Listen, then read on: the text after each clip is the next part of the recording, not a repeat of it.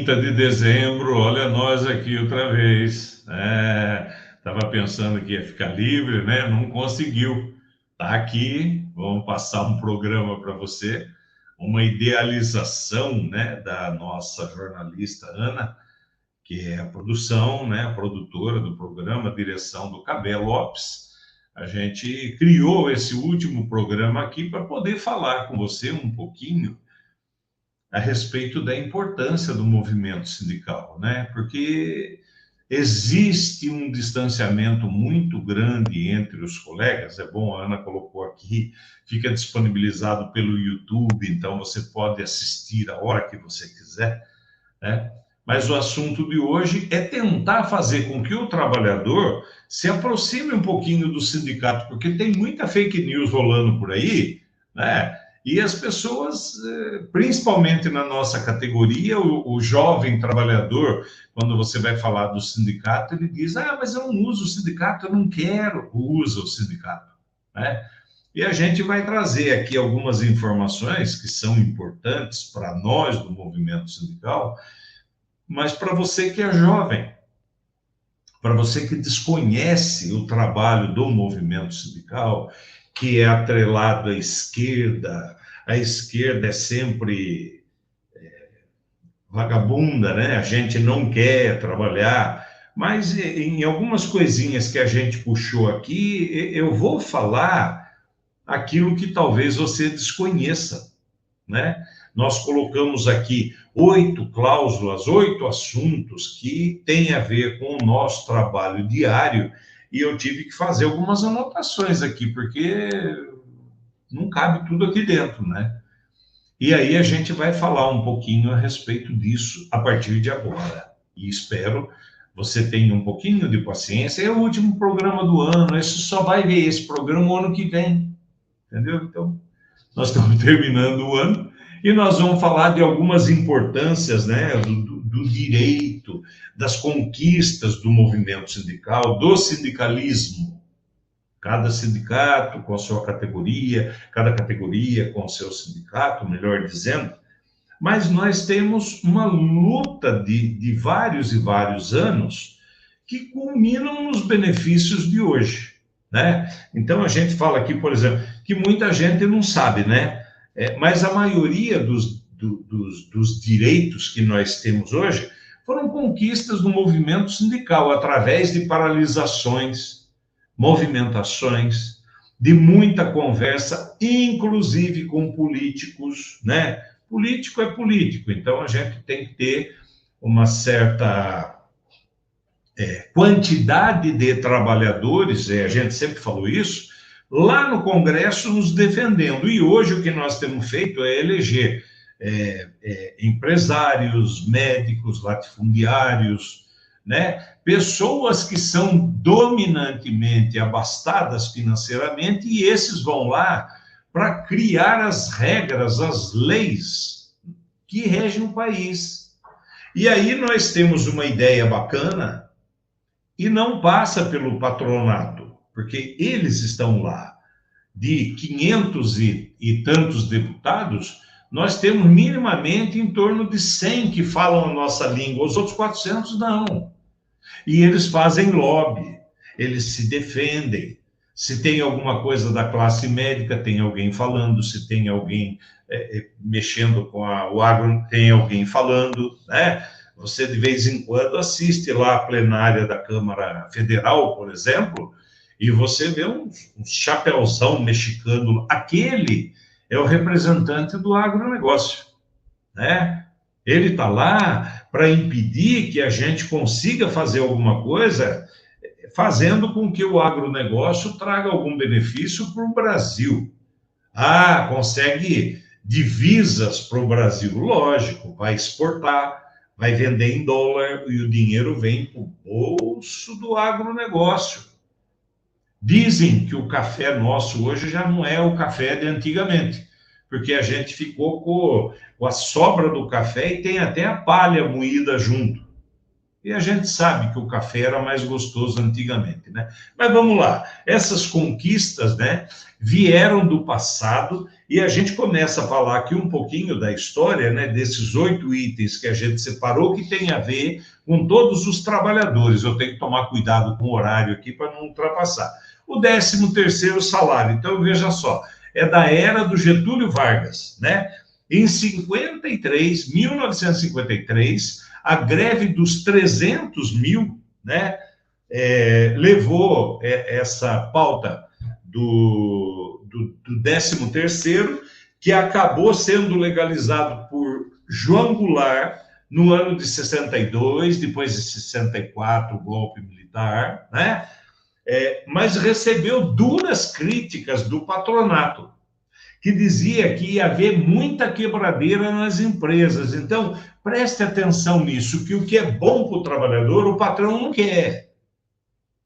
O que é bom para o trabalhador, o patrão não quer. Então, ia haver quebradeiras, passou o Covid, deu quebradeira, passou a crise americana, deu quebradeira, então tudo dá quebradeira. Mas, quando se fala do trabalhador, aquele que faz render o negócio das empresas, da quebradeira. Então, essa foi a primeira discussão em cima do 13ª sexta, que o patrão não queria. Só em 88 isso foi legalizado, tá?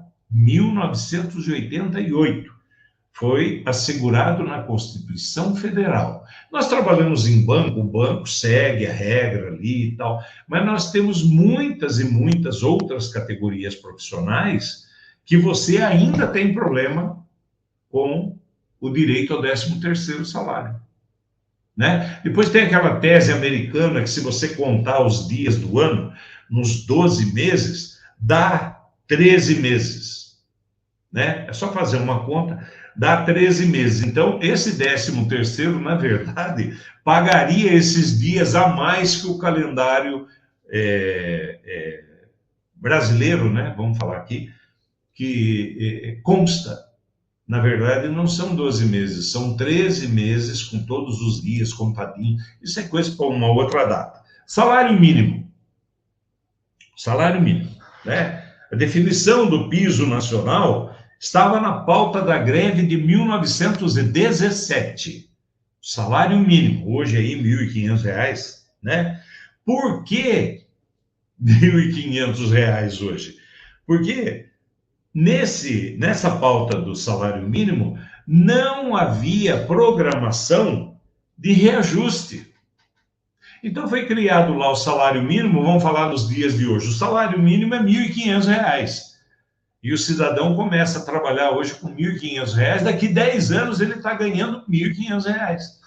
Porque não havia um reajuste, uma programação de reajuste, né? Lógico que tem o dedinho do patrão, porque ninguém fica 1, 2 anos trabalhando com o mesmo salário e a inflação congelada. Vamos começar que a inflação, ela não está congelada. Até o agronegócio ajuda nisso, porque vende o produto mais caro. Uma época falta grama, porque houve seca, o gado não come e não tem leite. Na outra época, choveu muito, acabou com a grama, o gado não come e não tem leite. Então, existem problemas verdadeiros? Sim.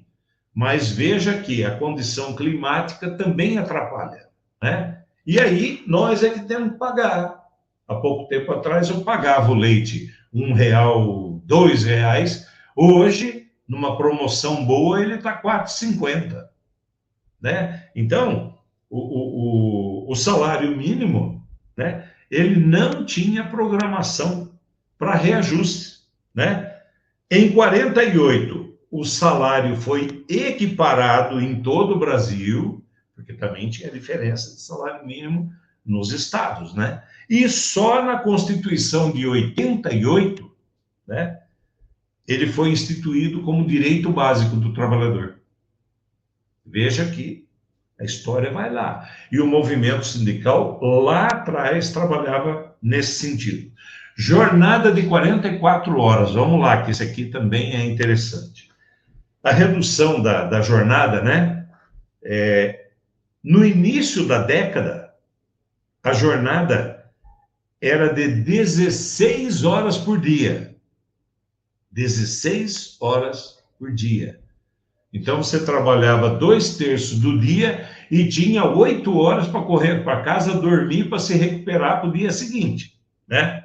Então, a jornada era essa, né? Aí, foi pauta lá, perdão, na Constituição de 34, foi fixado 8 horas, em 34, fixou para 8 horas, com limite de 48 horas por semana. 48 horas por semana. Só em 88 é que nós passamos a trabalhar 44 horas por semana. Hoje nós temos a bandeira aí do 4 dias semanais e 3 de descanso. Que já falei num programa aqui, a FENABAN falou, mas como é que fica o 100% de produção?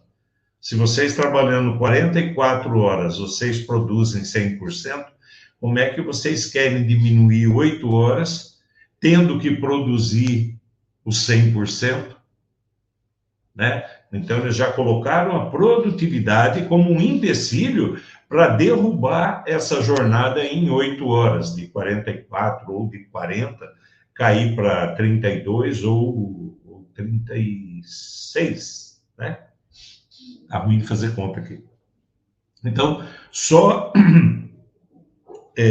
em 88 que a gente adquiriu o direito das 44 horas semanais. Tem categoria que trabalha mais que isso. Se a gente for olhar o comerciário aí, tem coisa ruim lá. Seguro-desemprego.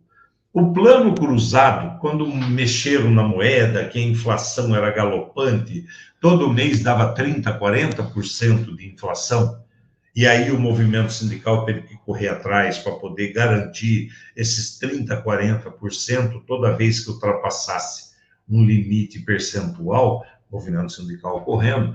Após esse plano cruzado, foi instituído o seguro-desemprego, porque houve uma série de problemas trabalhistas, né? E foi instituído, então, o seguro-desemprego, criado em 1986, e 2 anos depois, né, na Constituição, é que ele veio voltar, que ele veio ser normal, né? O que é hoje, o seguro-desemprego. Bom, na primeira década do século 22, havia mobilização, organização, e o movimento sindical protagonizava as greves por todo o Brasil.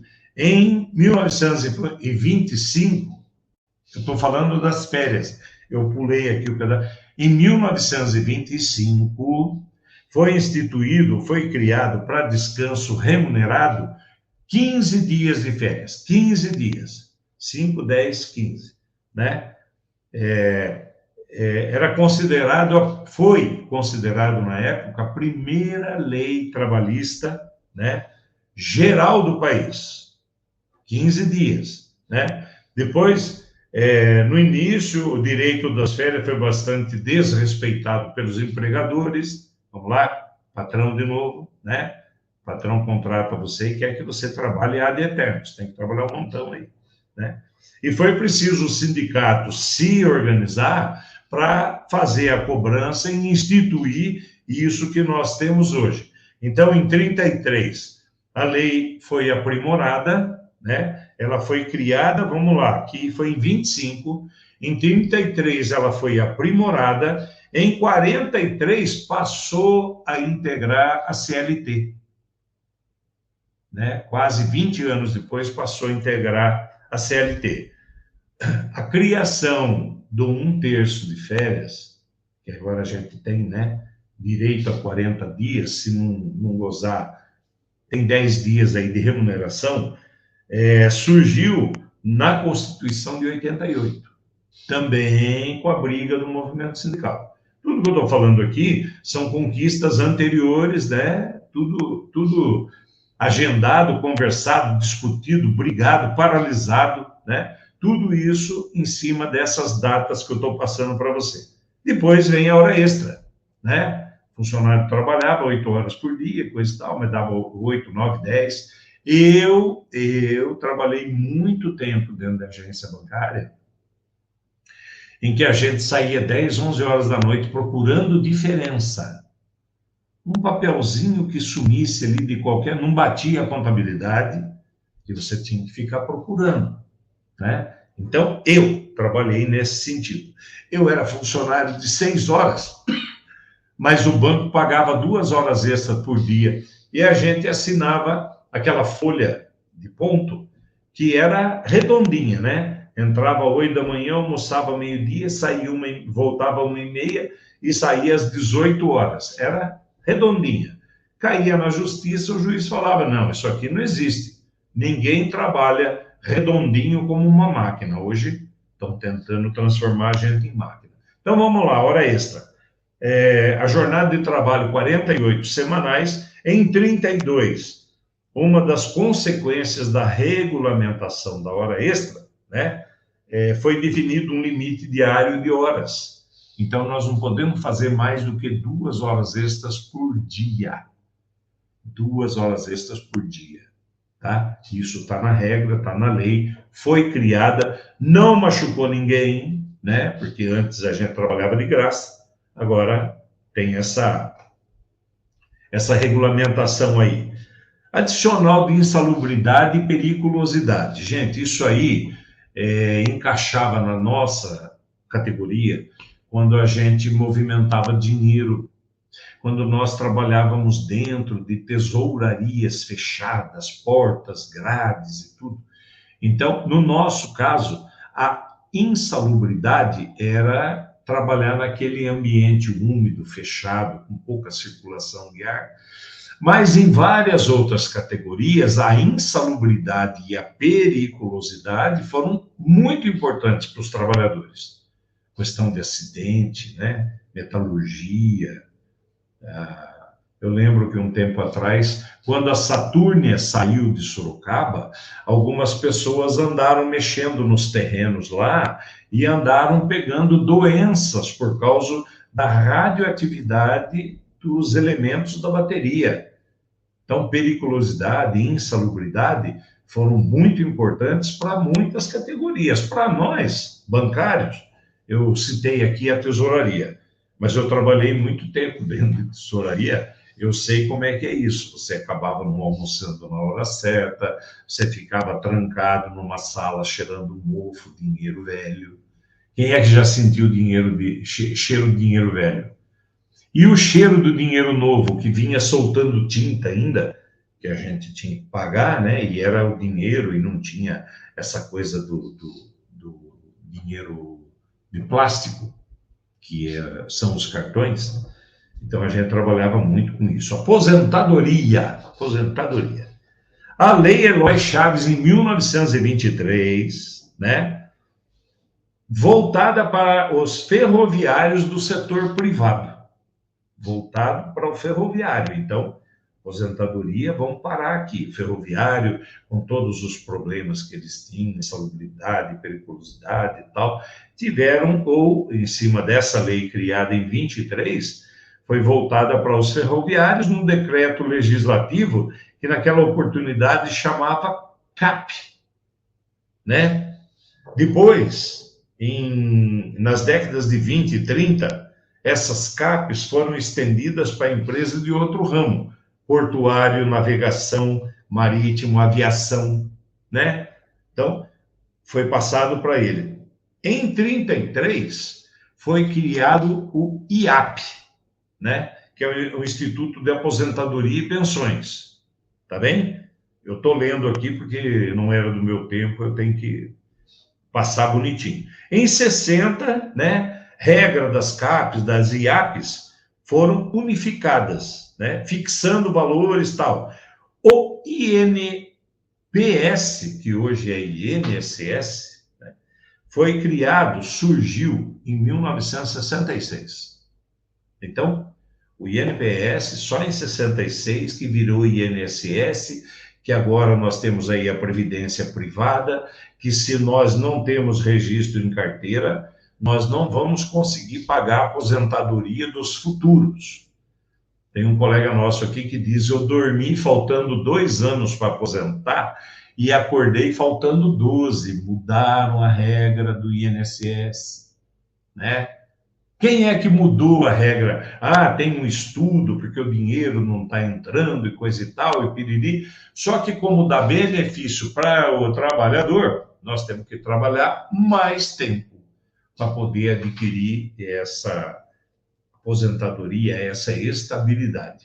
Correndo o risco de o jovem hoje não contribuir com o INSS, contribuir com a sua previdência privada, e quem se aposentar lá para frente, se não tiver a previdência privada, corre o risco de não ter dinheiro, né? Então, essas são apenas 8 relatos, são 8 situações em que eu coloquei que o movimento sindical teve extrema importância, né? Agora, a gente vem para a convenção coletiva dos bancários, nós. E, gente, é preciso contar essa história, porque o jovem entra a trabalhar, ele recebe ticket de alimentação, refeição, ele recebe o convênio médico-dental, ele recebe PLR, ele recebe o salário com aumento anual, né? E ele não acredita que tudo isso é negociação do movimento sindical. Ele diz: não, mas quem paga é o banco. Lógico que é o banco que paga, porque a convenção coletiva de trabalho está aqui, ó, cláusula em destaque na CCT, Convenção Coletiva de Trabalho. As mais de 140 cláusulas que temos lá faz com que o banqueiro, a instituição financeira, cumpra aquilo que está colocado na convenção, porque eles assinam essa convenção com a gente. Nós passamos 2 meses, um pouco mais de 2 meses agora, no ano de 2024, do dia 26 de junho até o dia 4 de setembro, nós passamos em mesa de negociação, conversando toda semana, tentando colocar para eles a nossa lógica e eles com uma outra lógica muito diferente da nossa. O que a gente quer crescer, eles querem diminuir, né? E aí a gente está vendo um monte de agências fechando, porque os bancos virtuais têm poucos funcionários, porque os bancos virtuais não precisam colocar uma parede de tijolo, não quer mais um estabelecimento, ligam para você, é por isso que você recebe um monte de ligações, né? E no meio as fake news, os golpes e tudo isso. Eles não querem mais manter o emprego porque o trabalho virtual dá menos custo para eles, ou seja, hoje eles chegaram na economia, inclusive de salário de funcionário, de regras, e aí transforma o cidadão em PJ, né? Pessoa jurídica. O cidadão não tem mais uma convenção coletiva, se ele trabalhar, vender muito que bem, se ele não trabalhar e não vender, ele não vai receber, né? E não tem um amparo legal para estes, por isso que a gente tem que valorizar o que nós temos hoje.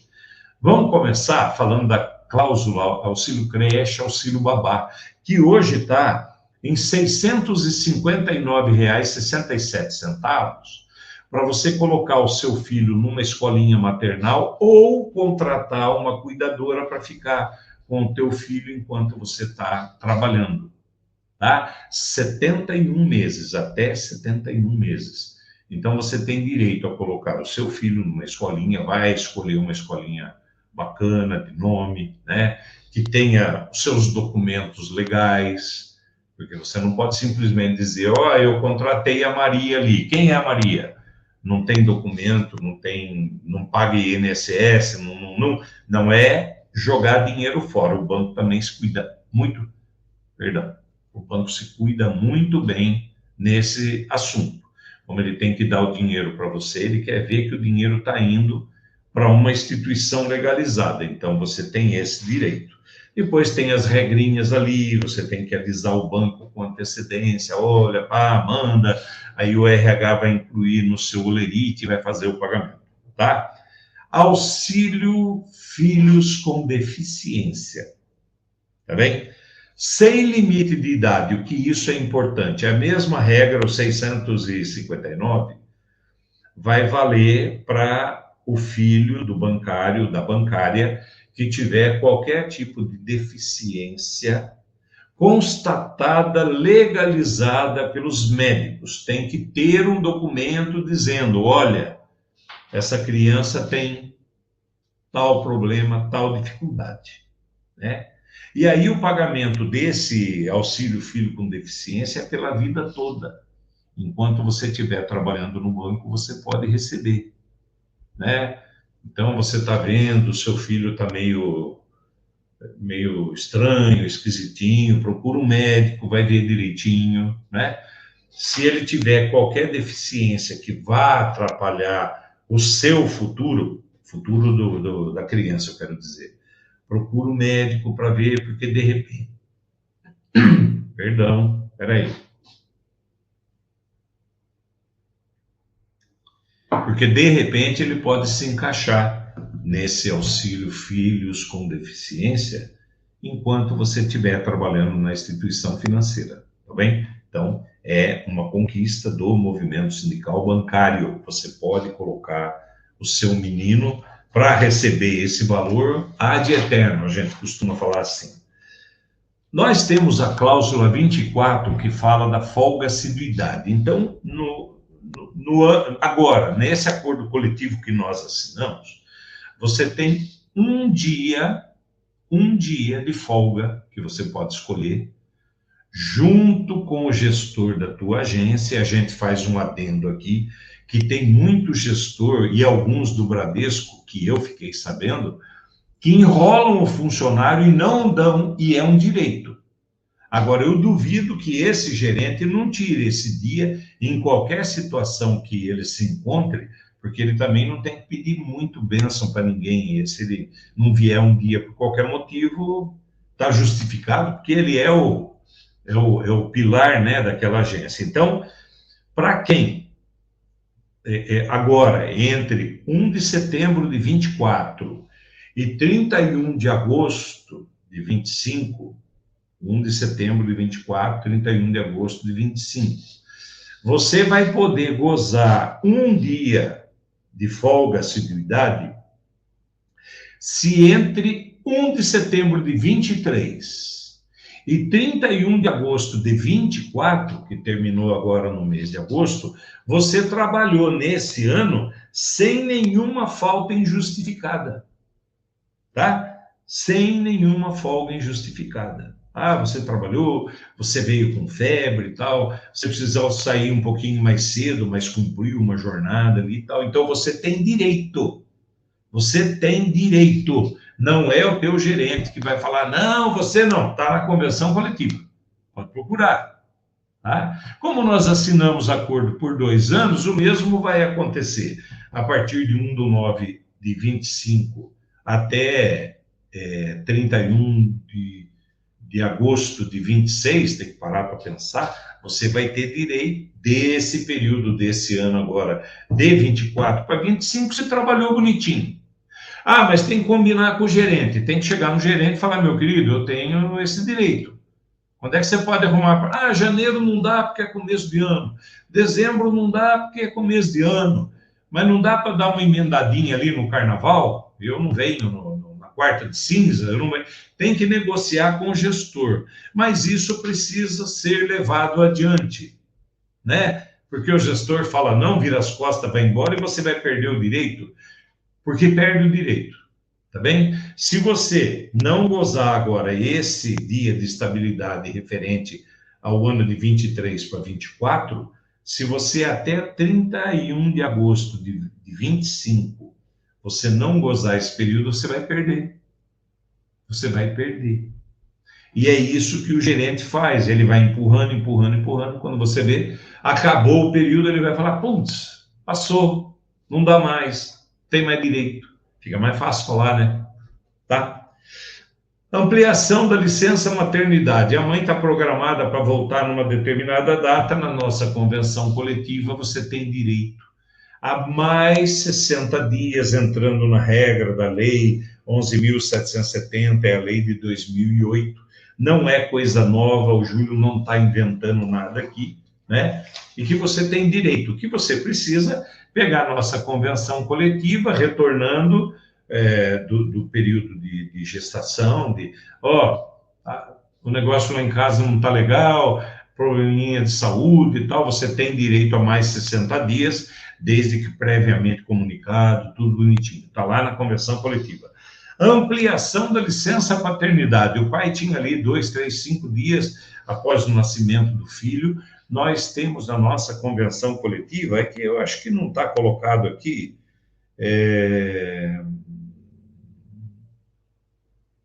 Bom, tem direito a 15 dias, eu não me lembro a partir de que ano. Tem uma lei aqui de 2016, né?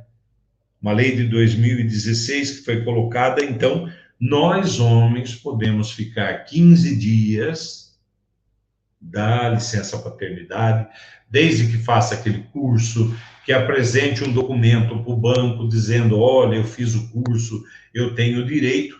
E a empresa tem que ter também o convênio do licença paternidade, que os bancos têm. Nós temos várias profissões aí que não têm esse benefício. A gente até insiste com a esposa bancária, fala, veja lá o seu marido, tal. Mas a empresa dele não tem acordo com o governo, não tem, infelizmente, não é culpa nossa. Monitoramento de resultados, aquela coisa de sair esparramando para todo mundo, tal. E aí você vai entender porque agora você tem o telefone corporativo. Porque na nossa convenção, a cláusula 39 diz que você não pode ser cobrado, né, no seu telefone particular, né? Então a gente coloca uma regra para o gerente não ficar ligando para você 6 horas da manhã, como a gente ouviu recentemente, que não vai ficar ligando para você sábado, domingo, feriado, quando você está pensando em descansar com a família, e o gerente te atormentando que você não vendeu o produto e coisa parecida. Aí o banco, né, tendo essa regra que não pode cobrar no telefone particular, o que ele faz? Ele compra um telefone corporativo e dá para você, porque aí ele pode ligar naquele que ele não está infringindo a cláusula 39. De qualquer forma, não é para fazer essa cobrança fora de hora, porque isso se chama ranqueamento individual, né? Você está sendo incomodado pelo seu chefe, 6, 7 horas da manhã, a sua jornada começa a partir de 8, 9 horas, e esse teu chefe está errado. Esse teu chefe precisa tomar conhecimento da nossa convenção coletiva e da cláusula 39ª, tá bom? Qualificação profissional, certificado aos empregados ativos. Isso fala do CPA 10, CPA 20 e do CEA. Gente, prestem atenção. Prestem atenção. A partir desse mês de janeiro, o Banco Itaú vai começar a cobrar as pessoas que não têm minimamente o CPA 10. Essa cobrança que eu digo, o Banco Itaú já fez isso. O Júlio foi lá fazer a certificação dele e não foi aprovado. Só que o Júlio deixou para fazer a certificação no último mês do vencimento do seu CPA, tá? Não passou, não foi aprovado. Você não pode de imediato marcar de novo. Você tem uma lacuna aí de 3 meses, se não me engano, que você tem que respeitar para fazer uma nova prova. O que o Itaú fez? Com esse funcionário que teve que respeitar os 3 meses da prova que ele fez e não passou, o banco mandou o funcionário embora nesse período. Está na regra, está na lei. O Banco Central exige. Então, nós temos que tomar cuidado com esse espaço de tempo. Está vencendo o seu CPA. Não deixa chegar lá no último momento, não. Já corre atrás. O mesmo Itaú já está avisando que a partir de janeiro vai exigir o CPA 20. É o que chega para a gente. Vai exigir o CPA 20. Que minimamente já não tinha o CPA 10, vai ter que correr atrás do CPA 20. Se o 10 era mais fácil de ser adquirido, conquistado, O 20 é um pouco pior. Se a pessoa não tinha o 10, imagine o 20, como é que vai ficar. Então, a requalificação e a certificação, ela tem que ser respeitada. Nós não podemos vender, negociar, transacionar nada dentro do banco que não tenha essa certificação. O engraçado é que o correspondente bancário não precisa disso, né? O correspondente bancário está lá, ofertando produto, abrindo conta e coisa parecida, mas lá ninguém cobra, tem que cobrar da gente aqui, né? Requalificação profissional, um minutinho só. Requalificação profissional é aquela verba que, mesmo você demitido, você tem direito a fazer uso, tá? Esse valor hoje é de R$ 2.285,84. Porém, tem uma regra: você foi demitido hoje, você tem direito a essa verba de requalificação. Quando você comunicar à instituição financeira, no prazo de 90 dias que você quer fazer uso dessa verba. Tá? Eu tive um problema com um funcionário que foi desligado e ele deixou passar um dia a mais, 91 dias. O banco se achou no direito de não pagar.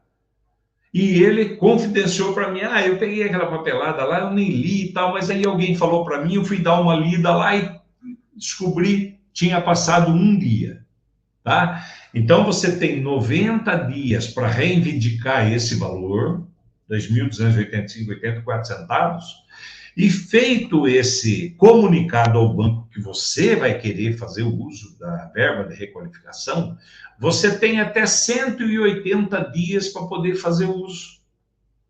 Por exemplo, o sindicato cobrava o curso de CPA 10. Nós tínhamos certificação enviada para o banco e o banco aceitava a nossa certificação para o bancário poder fazer uso dessa verba e se qualificar, CPA 10, 20 e CEA. Tá? Quem sindicalizado hoje, por conta do sindicato, dos bancários de Sorocaba e região, não paga a certificação. O sindicato é que paga a certificação para você. Então, você saiu do banco, você vai querer trabalhar com doce, bolo, você vai fazer um curso. Você vai querer trabalhar no ramo de costura, você vai fazer um curso. Você vai querer fazer você tem que fazer o curso, tá? Isso é para te requalificar novamente. Eu já estou velho para trabalhar em banco, eu quero trabalhar numa marcenaria fazendo cadeiras e tudo tal. Vai fazer o curso e fazer o uso do dinheiro. Mas tem que ser em instituições legalizadas, que tenham a chamada nota fiscal que possa apresentar e dizer: aqui eu ensino a fazer esse tipo de produto, esse tipo de produto, esse tipo, tá? Tem que ser bem redondinho, certinho, porque o banco não entrega dinheiro na mão de ninguém de graça, tá bom? Então, não falei da PLR 38, daqui a pouquinho estamos terminando o programa, mas não falei da PLR. A PLR é uma conquista macro do movimento sindical. São 2,2 salários a mais que a gente tem direito caso a instituição financeira dê lucro. Qual a instituição financeira que não dá lucro? Né? Então, são 2 salários, ponto 2, que você vai receber no final do ano, que termina lá, quando faz o fechamento e tal. Geralmente, a última data é 2 de março do ano seguinte. Então, você vai receber uma parte logo na negociação. Se não me falha, a maioria dos bancos pagou no mês de outubro, fora o Banco Safra, que paga no mês de julho, né? Isso é uma valorização específica do Banco Safra. Mas a gente já negociou, a primeira parcela já foi paga em outubro, até o máximo de 2 de março você vai receber a segunda parcela. Se você recebe R$ 2.000 para fazer uma conta rápida, você, no final desse percurso, você vai receber R$ 4.400, que é o 2,2 do seu salário. Do seu salário. Se você ganha 5.000, se você ganha 10.000, se você ganha 15.000. E aí tem um teto, né? Aí tem um teto. Mas não se preocupe com isso, porque o teto está para quem ganha acima de 10.000 para cima. Tá bem? É lá para cima. Então, A PLR foi uma conquista macro do movimento sindical. Tem muitas categorias profissionais por aí que criticam a PLR, mas eu costumo dizer que culpa eu tenho de trabalhar numa instituição financeira que lucra bilhões, bi com B de bola, né? E uma outra instituição pequenininha, uma lojinha, uma coisa, não tem condição de pagar. Cada um dança conforme a música. Nós temos condição, o patrão tem condição, divide um tiquinho com a gente, né? Mas nós temos direito a receber e está colocado lá. E não é gratuito. Tem um problema. Os bancos lançam aí as populares PPR, produto de produção, resultados, né? O banco lança isso. E aí te promete pagar não sei quanto. Agora, os bancos estão olhando que estão pagando a PLR, que é a conquista do movimento, está na convenção coletiva, e ele se propôs pagar a PPR. O que eles fazem?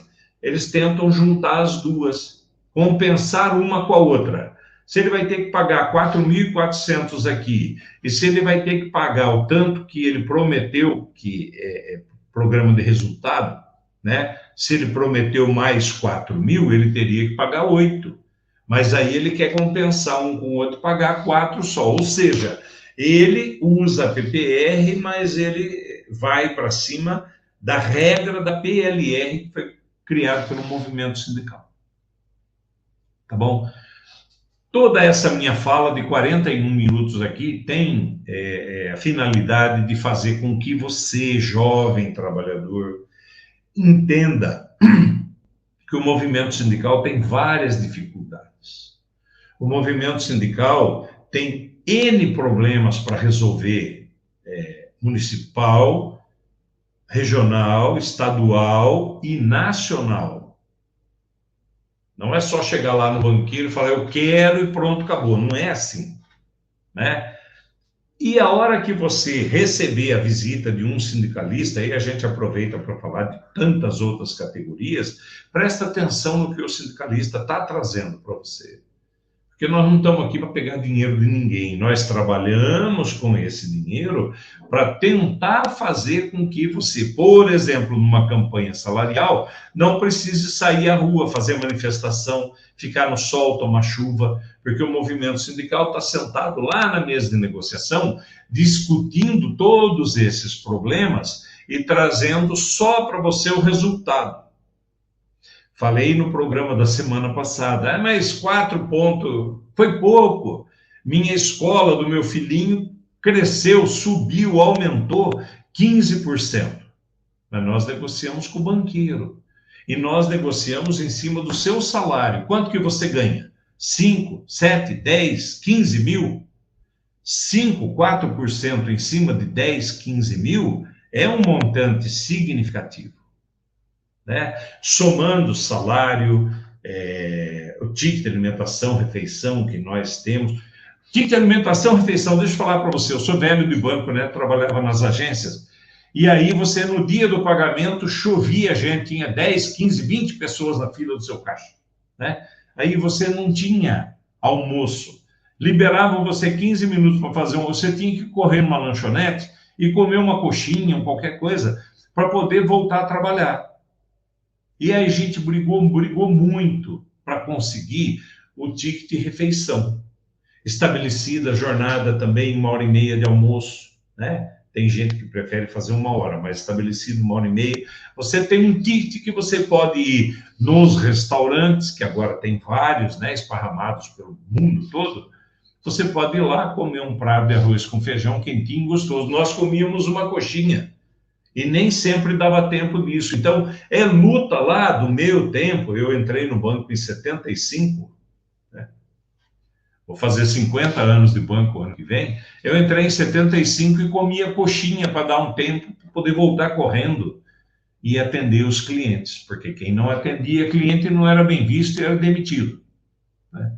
Então, volto ao assunto, tudo que a gente comentou, tudo que a gente falou, tem muito mais para falar, mas é que se ficar falando aqui, 2 horas de programa é pouco. O que a gente pede é que você, de posse dessas informações, que você seja um replicador, que você passe para o colega que entrou ontem no banco e não deixe ele falar, mas eu não uso. Não usa o quê? Você não vem na piscina, né? Você não usa a musculação do sindicato, mas na demissão o departamento jurídico está à sua disposição.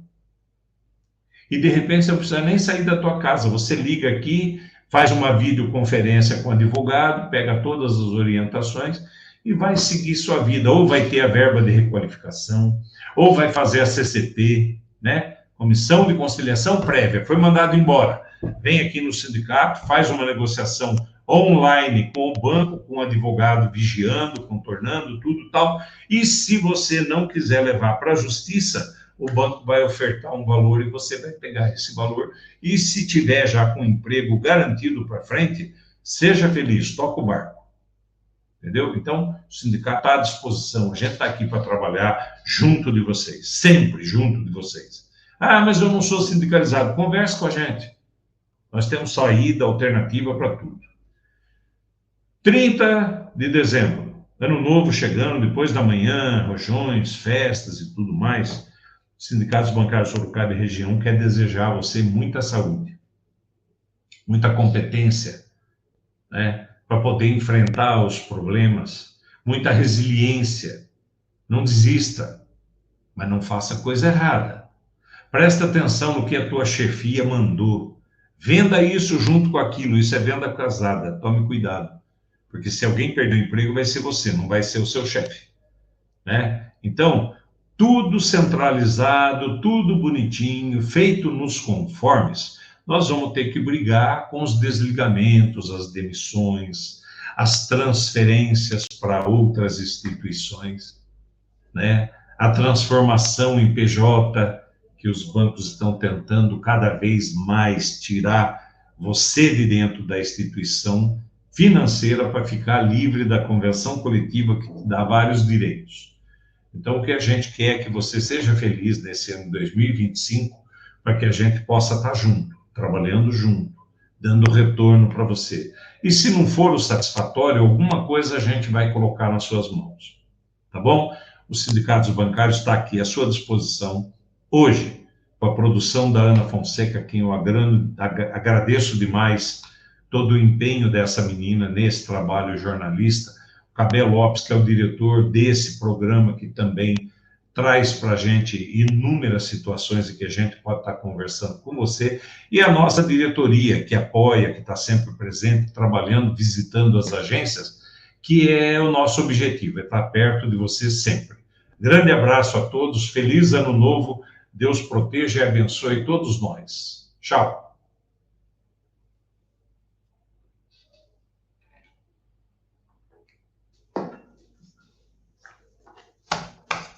Muito bom.